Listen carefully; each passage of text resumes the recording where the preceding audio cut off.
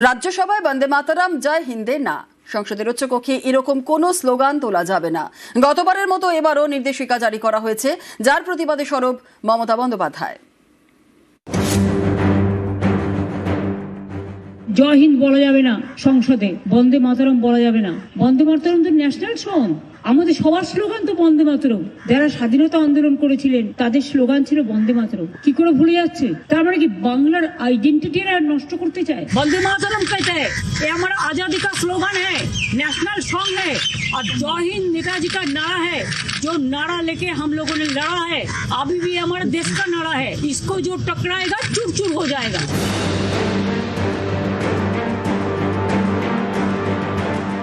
অধিবেশনে কি কি করা যাবে এবং কি কি করা যাবে না 2024 সালে এ নিয়ে বলা হয়।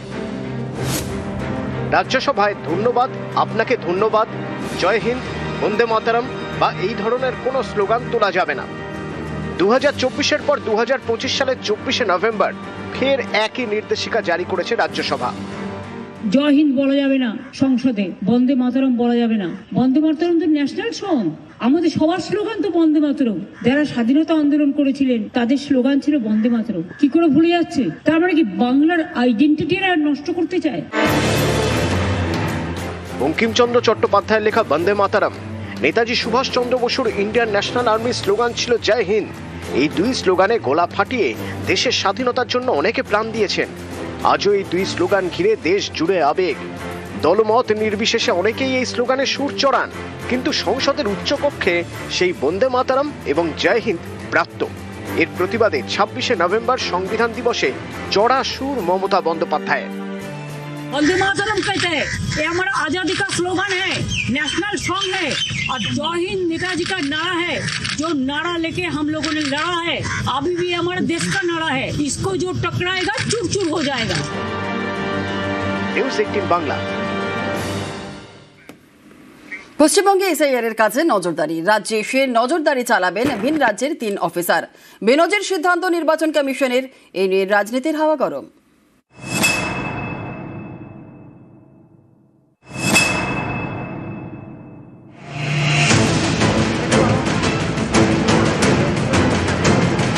ভোটার তালিকায় বিশেষ নিবিড় সংশোধন। পশ্চিমবঙ্গে চলছে এসআইআর। এই এসআইআর নিয়ে এবার নজিরবিহীন সিদ্ধান্ত নির্বাচন কমিশনের।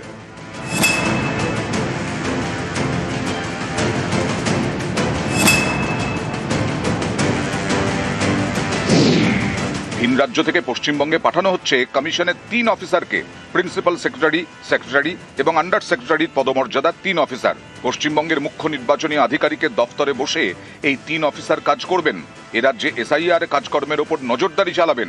প্রয়োজনে জেলায় জেলায় যাবেন ভিন রাজ্যের 3 অফিসার।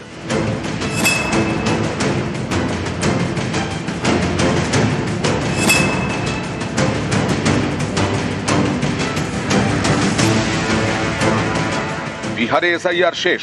পশ্চিমবঙ্গ সহ 12 রাজ্যে এখনো চলছে। এর মধ্যে শুধুমাত্র পশ্চিমবঙ্গে এসআইআর নজরদারিতে ভিন রাজ্যের অফিসার নিয়োগের সিদ্ধান্ত কমিশনের, যা নজিরবিহীন বলেই অনেকের মত।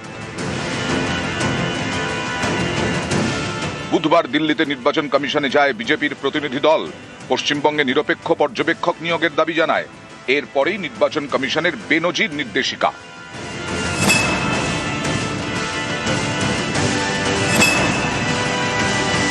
हमने इलेक्शन कमीशन से ये भी आग्रह किया है कि AEROs और EROs SDO लेवल के अधिकारी होने चाहिए। ममता बनर्जी की सरकार ने निचले स्तर के अधिकारियों को इन महत्वपूर्ण पदों पर नियुक्त करने का काम किया है, ताकि उन पर दबाव बनाया जा सके। ये भी दरख्वास्त करी है कि वो तुरंत इंडिपेंडेंट ऑब्जर्वर्स नियुक्त करें, जो जिले के स्तर पर वोटर रोल बनाने की काम को ओवरसी करें, और प्रदेश के स्तर पर भी इन ऑब्जर्वर्स की नियुक्ति होनी चाहिए। এটা তো আগে থেকে ঠিক করা যে 3 জন আধিকারিক তারা কোথা থেকে আসলো, কোন জায়গা থেকে, এবং তারা আগে কি পোস্টে ছিল। একটু ভালো করে খবর নিয়ে নিন, তাহলেই দেখবেন যে কিভাবে বিজেপি গ্রাস করেছে নির্বাচন কমিশনকে। রাজ্যের মুখ্য নির্বাচনী আধিকারিকের দপ্তরে একাধিক অফিসার রয়েছেন।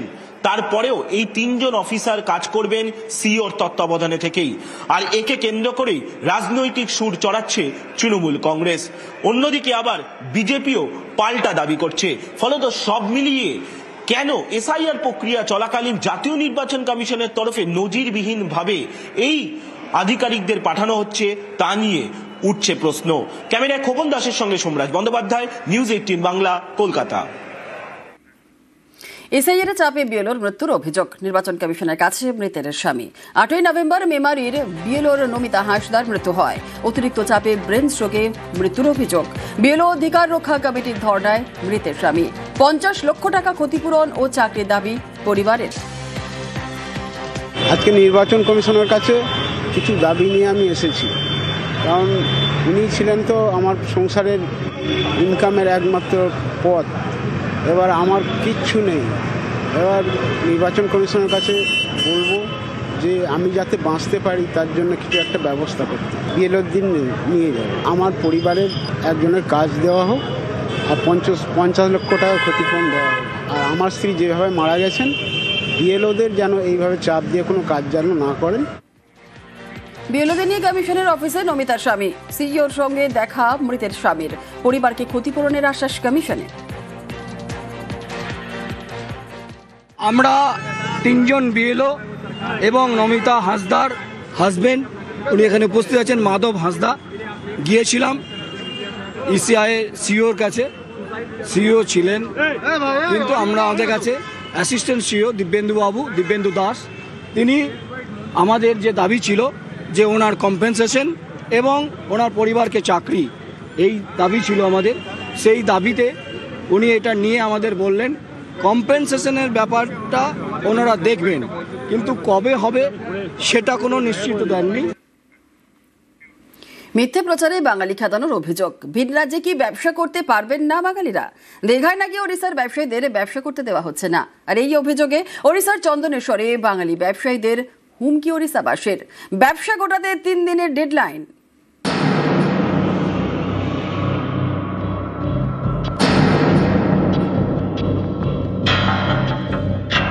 ওড়িশার দোকান করে তোমার খালি করনে একই সময় বসে দোকান করবে, বেপার করবে, তুমি সেটা খাইবে তো। তেমন এ বাবদের কথাটা যাই তাকে তোমার সেই নেতা মানকা বলে পচার জায়গা মাগি দিও, তেমন জায়গা ফাঁকা করে দিলে সেই জায়গায় যাই বসিব। 3 দিন সময় দেওয়া সাঙ্গে সাঙ্গে তো হবনি। তো বেঙ্গলে আমি 150 টাকা উঠে দিয়েছেন দোকান, বুঝলো না? তাহলে নেতা মানে কয়েকদিন পড়েছেন, তোমার তুমি চন্দ্রেশ্বর দোকান করো।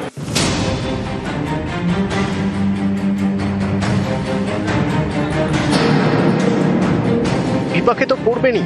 এতদিন ধরে দোকান চালিয়ে এসেছেন, রাতারাতি সেই দোকানের ঝাঁপ বন্ধ করতে বললে কি বা করবেন? দীঘাতে সবাইকে তুলে দিচ্ছে বলে আমাদের এখানে উড়িষ্যা দোকান করছি। তারাও আমাদের বলছে তোমরা বেঙ্গলে গিয়ে দোকানদারি করো। হ্যাঁ, নাহলে ওখানকার লোক আমাদেরকে তুলে দিচ্ছে, তাহলে তোমরা কেন এখানে দোকানদারি করো? এই হচ্ছে। দীঘায় নাকি বেছে বেছে ওড়িশার ব্যবসায়ীদের উচ্ছেদ করা হচ্ছে, তাই পাল্টা ওড়িশার চন্দনেশ্বরে থাকা বাঙালি ব্যবসায়ীদের দোকানের ঝাঁপ বন্ধ করে চলে যেতে বলা হচ্ছে। আজ সকালু আরম্ভ করেছু এটি বঙ্গালী মুক্ত অভিযান। আম অঞ্চলের বহু পরিমাণর বঙ্গালী অছন্তি, বহু পরিমাণর বাংলাদেশী অছন্তি, সেমানଙ୍କୁ হটাইবা, সে দোকানী মানଙ୍କୁ হটাই দেই আম অঞ্চলের যে দোকানী মানে অছন্তি তাଙ୍କୁ থইতান করিবা। আমি 3 দিন সময় দেইছু। দীঘায় রাস্তা সম্প্রসারণের কাজ করছে পূর্ত দপ্তর, তাই কিছু ব্যবসায়ীকে সরানো হয়েছে। কিন্তু সেটা কি বেছে বেছে ওড়িশার ব্যবসায়ীদের? এ কথা অনেকেই মানতে নারাজ।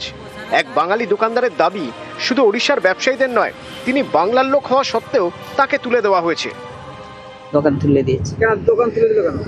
আবার সবাইকে তুলেছে, যেমন আমাকেও তুলে দিয়েছে। না, সবাইকে তুলে দিয়েছে, কোনো বেচে সবাইকে তুলেছে, কোনো বেচে তুলেনি। এখানে দোকান তুলছে প্রশাসনের পক্ষ থেকে, সেখানে শুধু উড়িষ্যার লোককে তুলছে? না, উড়িষ্যার থেকে নিয়ে সবাইকে তুলছে, যে অসুবিধা হলে সবাইকে তোলাচ্ছে। বেছে বেছে কি ওড়িশার ব্যবসায়ীদের উচ্ছেদ? এই তত্ত্ব উড়িয়ে দিয়েছে স্থানীয় প্রশাসনও। সম্পূর্ণ অসত্য কথা। কোনো বাঙালি, কোনো আজকে উড়িষ্যার মানুষ হোক বা বহিরাগত কেউ হোক, সর্বশ্রেণীর মানুষকে ফুটপাত ছেড়ে রাস্তা সম্প্রসারণের জন্য কাজ চলছে। এখানে কোনো উড়িষ্যার লোককে তোলা হয়নি বা কাউকে ব্যক্তিগতভাবে কোনো রাজ্যের মানুষের প্রতি আমাদের পশ্চিমবাংলা সরকারের এই ধরনের উদ্দেশ্য বা উদ্যোগ কোনো নেই। এ নিয়ে শুরু হয়েছে রাজনৈতিক চাপানুতোর। বিজেপি মানেই বাংলা বিদ্বেষী। আবার উড়িষ্যার এই ঘটনা চোখে আঙুল দিয়ে প্রমাণ করলো বাঙালিরা ব্যবসা করতে গেলে টার্গেট করা হচ্ছে বাঙালিদের, অজুহাত অছিলা দেওয়া হচ্ছে যে বাংলায় নাকি উচ্ছেদ করা হয়েছে। বাস্তবটা সম্পূর্ণ মিথ্যে। বাঙালিদের উপর যদি এই রকমের আক্রমণ চলতে থাকে, বাঙালি কিন্তু এর জবাব দেবে। আগামী দিন যেন বিজেপি নেতারা তার জন্য প্রস্তুত থাকে। এই যে তারা ন্যারেটিভ সেট করার চেষ্টা করছে, বাঙালিদেরকে অপমান করা হচ্ছে, বাঙালিদেরকে পেটানো হচ্ছে, বিভিন্ন জায়গায় বলা হচ্ছে, সম্পূর্ণ ভুল। বাঙালিরা সসম্মানে বিভিন্ন জায়গায় নিজেরা ব্যবসা করে খাচ্ছে এবং বিভিন্নভাবে সুন্দরভাবে রয়েছে। বিভিন্ন মৃত্যুতেই যেমন বলা হচ্ছে যে এসআইআর এর জন্য আত্মহত্যা করেছে, সেরকম ভাবে বিভিন্ন জায়গায় যদি কিছু হয় বলা হচ্ছে বাঙালি বলে করা হয়েছে।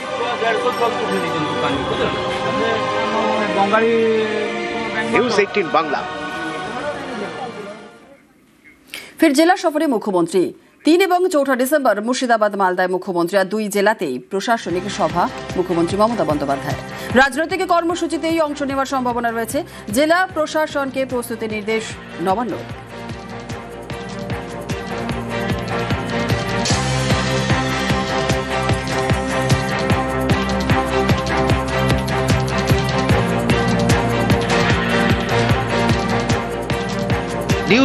ঝাড়খণ্ডের কলকারখানায় দূষিত হাওয়া পুরুলিয়ায়, আর এর জেরে বায়ু দূষণ। এই দূষণ রুখতে পুরুলিয়ায় এবার গাছের প্রাচীর।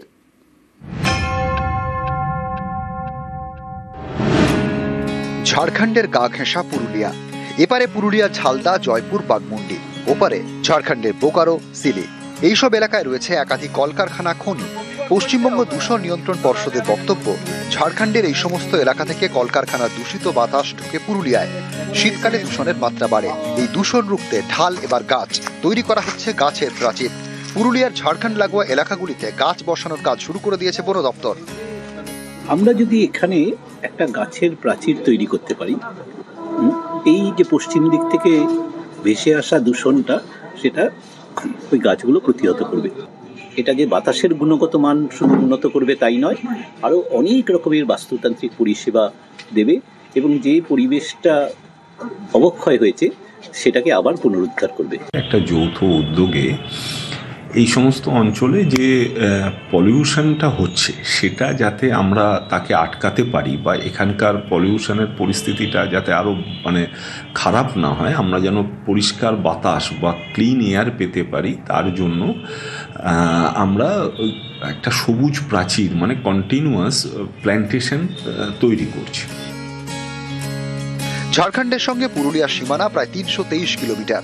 এই সীমানা ঘেঁষা এলাকাগুলিতে বন দপ্তরের জমিতে বসানো হচ্ছে নানা রকমের গাছ, নিম, শাল, শিমুল, পলাশ। এটা নিশ্চয়ই একটা সাধুবাদ জানাতে হয়, কারণ পুরুলিয়া একসময় পুরো বনাঞ্চলে ঢাকা ছিল। সুতরাং ন্যাচারালি বা আমাদের যে সীমান্তবর্তী যে রাজ্যগুলো রয়েছে ঝাড়খণ্ডে, সেখানে প্রচুর ইন্ডাস্ট্রি রয়েছে, সেখান থেকে অনেক পার্টিকুলেটস চলে আসে এখানে পুরুলিয়ায়। যদি আমরা সবুজ প্রাচীরের ব্যবস্থা করতে পারি, সেই বৃক্ষরাজি আমাদের বাইরে থেকে যে পলিউশনটা আসছে, বিশেষ করে পার্টিকুলেট ম্যাটার্সগুলো যেগুলো আসছে, সেগুলো আটকে দিতে পারবে। পুরুলিয়া থেকে ইন্দ্রজিৎ মণ্ডল, নিউজ 18 বাংলা। বাঁকুড়ার ইন্দাসের গ্রামে খবরের জেরে প্রথম পাকা রাস্তা। ঢালাই রাস্তা তৈরির কাজ শুরু করেছে জেলা পরিষদ। কোচবিহারের মাথাভাঙার গ্রামে নতুন ব্রিজ। শালটিয়া নদীর ওপর নতুন ব্রিজ তৈরি উত্তরবঙ্গ উন্নয়ন দফতরের।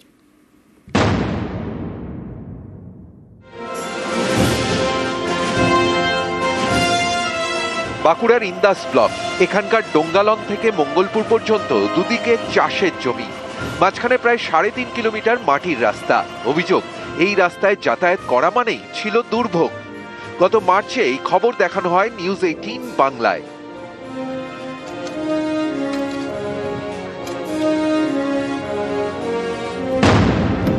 এরপরেই পদক্ষেপ। সম্প্রতি ঢালাই রাস্তার কাজ শুরু করেছে বাঁকুড়া জেলা পরিষদ। নিউজ 18 বাংলার খবরের জেরে ইন্দাসের গ্রামে এই প্রথম তৈরি হচ্ছে পাকা রাস্তা। আমাদের রাস্তার খবর নিউজ 18 বাংলা তুলে ধরেছিল, তা থেকেই এখন রাস্তা আরম্ভ হয়েছে। আমরা নিউজ 18 বাংলাকে অসংখ্য ধন্যবাদ। এখন তো রাস্তার কাজ চালু হয়েছে, ভালোই হয়েছে। টোটো যাতায়াতের সুবিধা হচ্ছে। দীর্ঘদিন আন্দোলন করে যেটা করেছিলাম আমরা, তার ফল পেয়েছি। এখন খুব সুন্দরভাবে যাতায়াত হচ্ছে, এখন কোনো অসুবিধে নেই। ডোঙ্গালন, গয়লাপুকুর, মঙ্গলপুর এবং মহেশপুর থেকে ইন্দাস শহরে যাওয়ার বড় ভরসা এই রাস্তা। গত এপ্রিলে এই কাঁচা রাস্তায় ট্র্যাক্টর দুর্ঘটনা ঘটে, তাতে একজনের মৃত্যু হয়। খবরের জেরে গ্রামে শুরু হয়েছে পাকা রাস্তা তৈরির কাজ। WBSRDA দপ্তর থেকে ওটা প্রায় 1.5 কোটি টাকায় স্যাংশন হয়েছে। এতে আমাদেরও একটা মনের মধ্যে খুশি যে না, একটা কাজ করাতে পারলাম, আপনাদের মাধ্যমে জানতে পেরেছিলাম, সেটার কাজটা আমরা করতে পারছি, সেটার জন্য আমরাও নিজেরা খুশি, এলাকার মানুষও খুশি।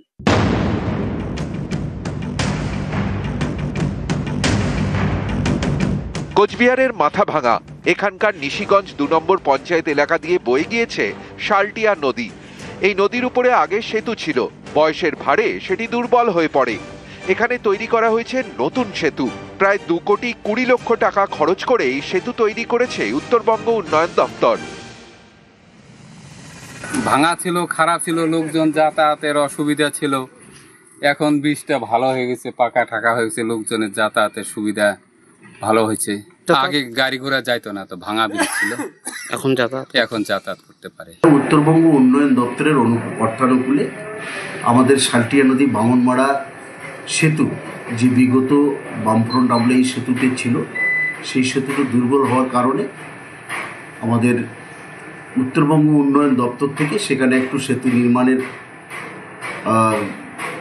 প্রচেষ্টা নেওয়া হয় এবং সেই চেষ্টায় ওখানে 2,20 লক্ষেরও অধিক টাকা ব্যয়ে এখন একটু নতুন সেতু নির্মাণ হয়েছে। বাঁকুড়া থেকে দেবব্রত মণ্ডল এবং কোচবিহার থেকে রাজেশ দাস, নিউজ 18 বাংলা। ভুল ভাঙাতে কুণালকে ফোন পার্থর, সবাই ভুল বুঝলে বলে আক্ষেপ পার্থর। চুরি করেননি কুণালকে বললেন পার্থ। ফোনে পার্থর দাবি তিনি এতটাও খারাপ নন। অপারেশনের পর হাসপাতালে ভর্তি কুণাল। ফোন জেলমুক্ত পার্থ চট্টোপাধ্যায়।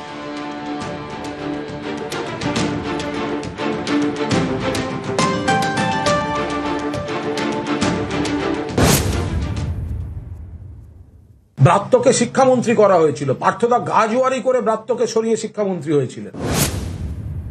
নিয়োগ কেলেঙ্কারির মতো একটা কুৎসিত ঘৃণ্য অপরাধে যুক্ত এবং অন্যতম মাস্টারমাইন্ড যে কোটি কোটি টাকা তুলেছে, সেইরকম লোক যখন আমার সমালোচনা করে, থ্যাংক ইউ পার্থদা আমায় ক্যারেক্টার সার্টিফিকেট দেওয়ার জন্য।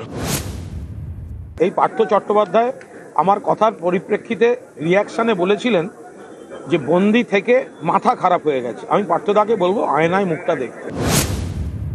আমি আশা করব কারা কর্তৃপক্ষ তাকে কোনো রকম বাড়তি সুবিধা দেবেন না। প্রথমেই রাজকীয়ভাবে জেলের হাসপাতাল নয়, তাকে যেন সেলে গিয়ে ঢোকানো হয়। অর্পিতার পাশে জেলমুক্ত পার্থ, আর পার্থ নিয়ে প্রশ্ন এড়ালেন অর্পিতা। অর্পিতা মুখোপাধ্যায়ের হাজিরা ছিল গতকাল, সেখানেই পার্থ চট্টোপাধ্যায় নিয়ে প্রশ্ন এড়িয়ে যান তিনি।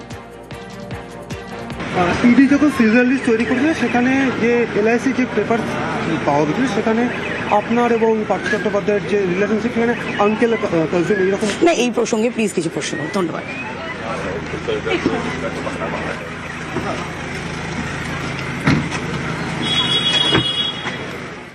জেল মুক্তির পর অর্পিতার পাশে থাকার বার্তা দেন প্রাক্তন শিক্ষামন্ত্রী। বন্ধুত্ব নিয়ে যখন এগুলো চলেছে, সেইটাকে নিয়ে আজকে আপনি কিছু বলবেন? মানে সেই বন্ধুত্ব, আই স্ট্রংলি স্ট্যান্ড বিহাইন্ড হার। অসুবিধা কি আছে? এখনো পাশে দাঁড়াবেন বলছেন? এখনো না, আমি ছিলাম।